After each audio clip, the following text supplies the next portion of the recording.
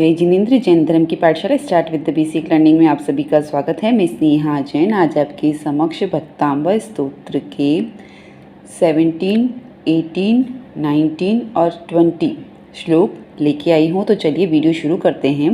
सबसे पहला श्लोक 17 लेते हैं, इसका पहले अर्थ लेते हैं, उसके बाद शब्दों के साथ एक एक शब्द के साथ उसका अर्थ लेंगे। इसमें बताया गया है, हे मुनीश्वर, इस विश्व में आपकी महिमा सूर्य से भी अधिक है। सूर्य तो मात्र दिन में उदय होता है और रात में अस्त हो जाता है, लेकिन आपका केवल ज्ञान सदैव उदय रहता है। सूर्य को राहु ग्रहण भी लग जाता है, परंतु आपको कोई भी दुष्कृत रूपी ग्रहण राहु ग्रहण नहीं लगता है। सूर्य अल्प क्षेत्र को यानी कि छोटे से क्षेत्र को ही प्रकाशित कर पाता है, जबकि आप तो एक संपूर्ण त्रिलोक को, तीनों जगत को ज्ञान लोक से यानी कि अपने केवल ज्ञान से प्रकाशित कर देते हैं। सूर्य का प्रभाव तो मेघ यानी बादलों से अवरुद्ध हो जाता है, बादलों से रुक जाता है, परंतु आपका प्रभाव कर्म रूपी मेघ से अवरुद्ध नहीं होता है। यहाँ कर्म रूपी अवेद कौन से हैं? मति ज्ञानावरण, श्रुति ज्ञानावरण, अवधि ज्ञानावरण, मन पर्व ज्ञानावरण और केवल ज्ञानावरण। आप इन सभी कर्म रूपी मेघ से अवरुद्ध नहीं होते हैं, इसीलिए आपको सूर्य की उपमा देना भी अत्यंत लाभकारी नहीं है, प्रयुक्त नहीं है। अब शब्दों से लेते हैं। नास्तम कदाचित उपयासी न राहु गम्य, अर्थात आप प्रभु, आपको कोई भी प्रकार का ग्रहण नहीं लगता है, कोई भी प्रकार का अवरोध नहीं। जैसे जिस तरह से सूर्य को राहु ग्रहण लगता है, लेकिन आपको कोई ग्रहण नहीं लगता है। स्पष्टीकरोषि सहसा युगपज्ज गंती, आपने पूरे तीनों लोक को प्रकाशित किया है। सूर्य तो सिर्फ कुछ क्षेत्र को ही प्रकाशित करता है, लेकिन आपने तो तीनों लोकों को प्रकाशित किया है। युगपज्ज गंती, तीनों लोकों को स्पष्टीकरोषि अपने ज्ञान केवल ज्ञान से प्रकाशित किया है। नाभ्योदरोदर निरुद्ध महाप्रभाव, नाभ्योदर यानी कि मेघ के कारण सूर्य का प्रकाश पे तो अवरुद्ध आ जाता है, निरुद्ध मतलब अवरुद्ध आ जाता है, लेकिन आपका प्रकाश महाप्रभाव चारों तरफ हर फैला हुआ है, उसे अवरुद्ध कोई नहीं कर सकता। सूर्यांति शाही महिमा से मुनिंद्र लोका, अतः सूर्य की महिमा, सूर्य के उपमा देकर भी हे जिनेश्वर प्रभु, मैं आपकी उपमा को कम ही कर रहा हूँ। सूर्य भी आपके सामने कुछ भी नहीं है। चलिए अब अगला श्लोक लेते हैं, 18 श्लोक, उसका पहले अर्थ लेते हैं। पहले 17 श्लोक में सूर्य की उपमा को कम बताया और 18 श्लोक में चंद्र की उपमा को कम बताया। यहाँ ये बात इसलिए स्पष्ट कर रही हूँ ताकि उपमाएं याद होने से आपको श्लोक का नंबर भी याद हो जाएगा। इस तरह याद करने से यदि आपको कोई पूछे भक्तांबर सूत्र की 18वीं गाथा क्या है, आपको पता है 18वीं गाथा में चंद्र की उपमा थी, तो आप भक्तांबर स्तोत्र के बीच में से भी यदि कोई गाथा पूछ ले तो आपको याद निकलेगी, अगर आपने उपमा से याद किया हो तो चलिए आगे बढ़ते हैं। 18वीं गाथा में मानतुंग सूर्यजी महाराज साहब कहते हैं कि हे प्रभु, आपका मुख कमल अलौकिक चंद्र बिंदु की तरह शोभायमान है, यानी कि आपके मुख की आभा चंद्र से भी अधिक है, क्योंकि यह निरंतर उदय में आती है, यह निरंतर बढ़ती रहती है। इसके शुभ भाग्य वाला है, क्योंकि चंद्र तो प्राय प्रातः काल अस्त हो जाता है, लेकिन आपके मुख मोहिनी रूपी कमल कर्म रूपी महा अंधकार का नाश करने वाले हैं, वह कभी भी अस्त नहीं होते हैं। चंद्र तो अल्पकाल के में अंधकार को नष्ट करता है, लेकिन आप तो पूर्ण समय अपने आभा से अंधकार को नष्ट करने वाले हैं। चंद्र को राहु की दृष्टि लगने पर वह उसे राहु निगल लेता है, अर्थात चंद्र कुछ समय के लिए है, लेकिन आपके मुख की आभा तो सदैव ही उदय रहती है। चंद्र को मेघ रूपी कर्म भी अधीन कर लेता है।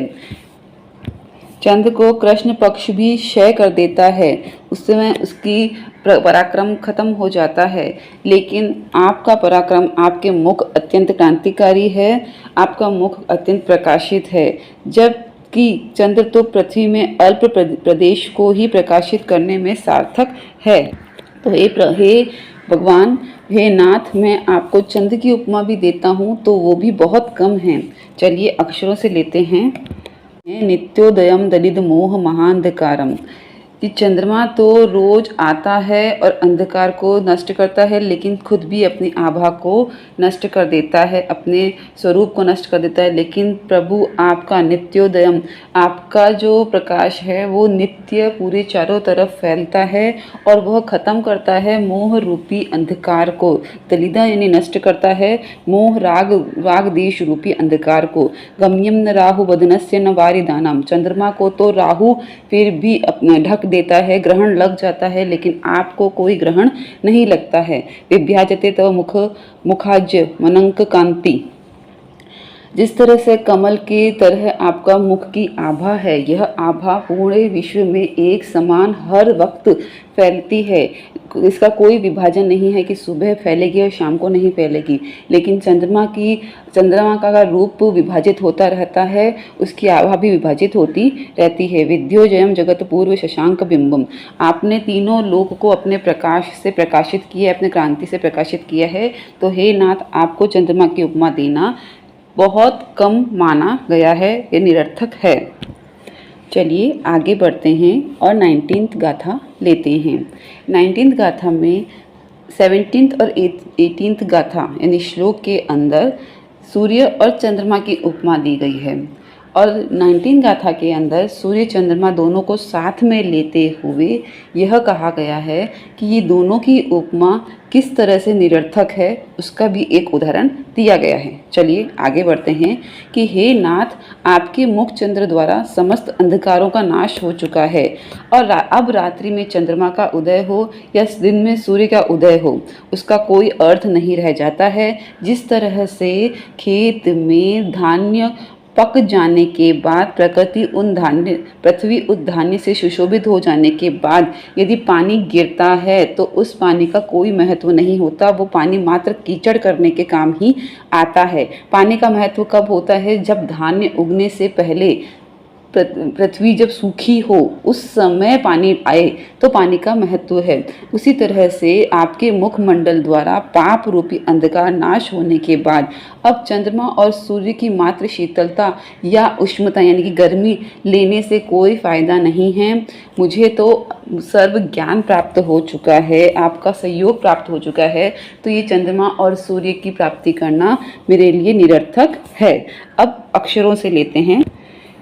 किम शर्वरेषु शशिना ही विवस्त्रतावा, अब सूर्य और चंद्रमा की आभा का मेरे जीवन में कोई महत्व नहीं, उनकी शीतलता और उनकी गर्मी का मेरे जीवन में कोई महत्व नहीं। युष्मन मुखेंदु दलितेषु तमस्विनाथ है, युष्मन यानी कि आपके मुख की आभा, तेषु मतलब आभा को से, तमस्य नाथ, नाथ मतलब प्रभु की, दलित मतलब नष्ट हो चुकी, आपके मुख की आभा से मेरे सारे अंधकार नष्ट हो चुके हैं। तो अब मुझे सूर्य और चंद्रमा की गर्मी और सर्दी लेने की कोई आवश्यकता नहीं है। किस तरह से निष्पन्न शानि पलशानि जीव लोके, जिस तरह से पके हुए धान में से पृथ्वी सुशोभित हो जाती है तो उस समय वहाँ पे कार्य कीमत जल धरे जल भार नम्मे, तो ऐसे धरा पर जल का गिरना, जल का आना कोई कारगर नहीं होता है, उसका कोई कार नहीं है, वो सिर्फ एक भार के समान है।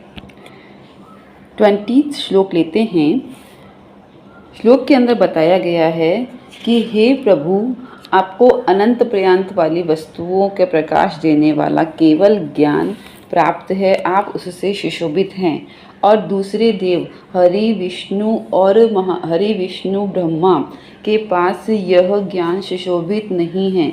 यहाँ पर देवताओं से प्रभु के ज्ञान की तुलना की गई है और कहा है कि तीनों त्रिदेव हरि विष्णु और ब्रह्मा के पास वो केवल ज्ञान सुशोभित नहीं है, उनका ज्ञान पूर्ण तरह से शास्त्रार्थ नहीं है, उसमें कुछ कमी है।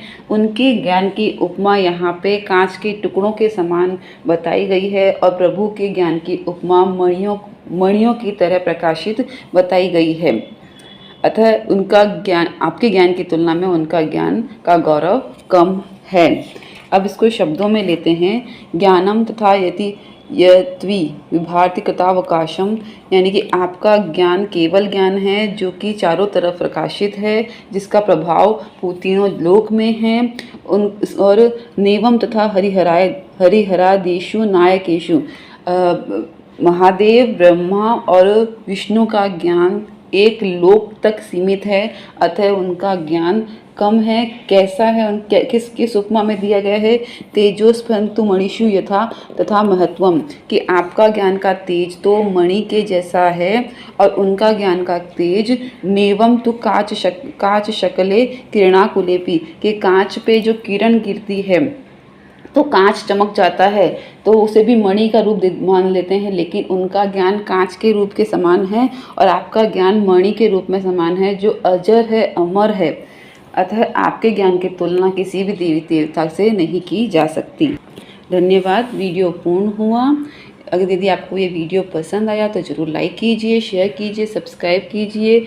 उपमा के द्वारा अर्थ याद करने से आपको कोई भी श्लोक पक्का याद हो जाएगा। इस तरह से याद होगा कि आप कभी भी किसी भी श्लोक के बारे में पूछा जाए कि 48 श्लोक में से 27 श्लोक कौन सा है, 18 श्लोक कौन सा है, तो उपमा के द्वारा यदि ज्ञात किया गया होगा, यदि उसकी तुलना जिससे की है वो तुलना याद होगी, तो आपको वो श्लोक कंठस्थ याद होगा।